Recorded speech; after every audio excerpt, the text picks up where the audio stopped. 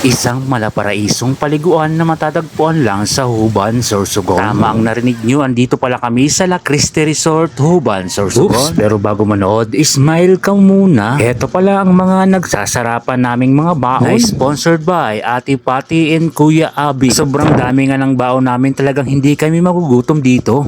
Bago ang lahat, babatiin ko muna kayo ng isang matagumpay na araw na naman. Andito pala ako ngayon sa Barangay Carriedo sa bahay ng mga Rapatalo dahil sa kaarawan ngayon ni Matt Austin. Kaya may isa namang outing na kaganapan. Kaya ngayon for the duty tayo para magluto. At eto nga ang mga kasangkapan para sa mga lulutuin namin. Nakapag-isa na nga ako ng karni para sa minudo. Katuwang ko nga dito sa pagluluto si Mama Yang. At syempre ang birthday celebrant din. Minamadali na nga namin dyan ang pagluluto kasi nga dumating na ang service namin papunta sa Huban. Kaya may nadali talaga namin lahat ng mga lulutuin. Nailuto ko na nga ang minudo. Pansit na nga lang ang nahuhuli. At ito nga si Ate Pati ay busy na rin sa pag-aayos ng mga kagamitan na dadalhin. Nung matapos na nga kami sa pagluluto, syempre paalis na kami. Kanya-kanya na nga kami mga bitbiti na dadalhin namin sa sasakyan. At ito na pala ang service na sasakyan namin papunta sa Huban. Panibagong araw na naman. At panibagong trip at good vibes. At walang ka-stress.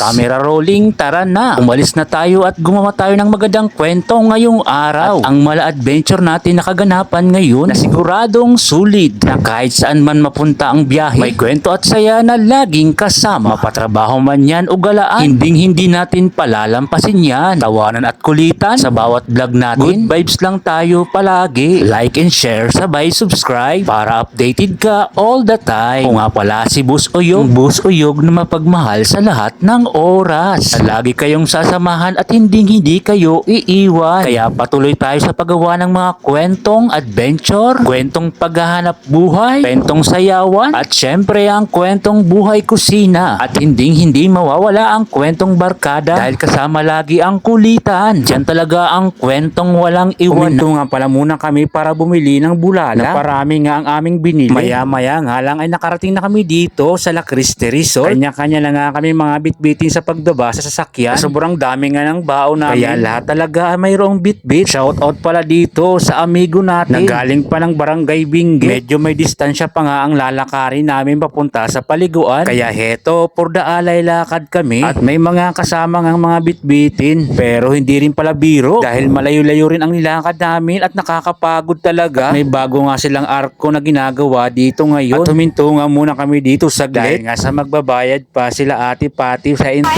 Mabagawin ka sa vlog. Nani na sabihin mo kay Matt?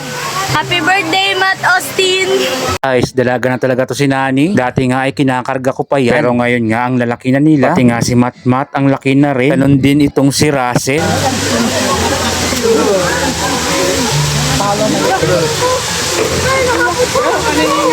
Padansin po nasa bag.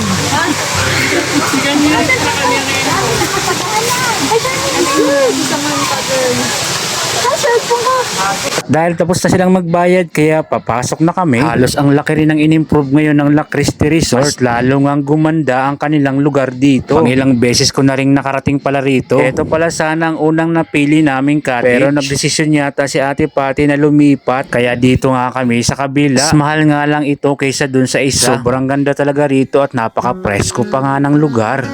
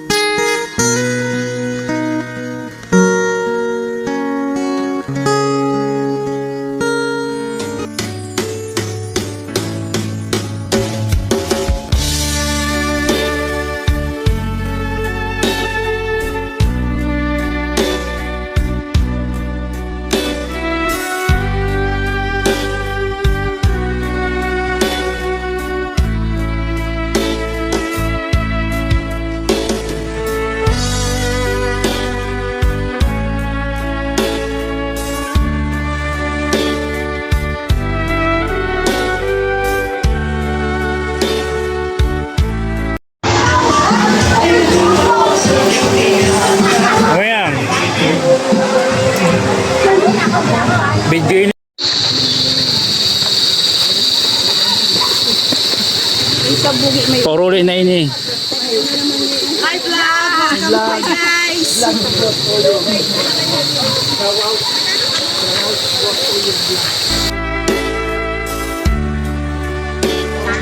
Hi vlog.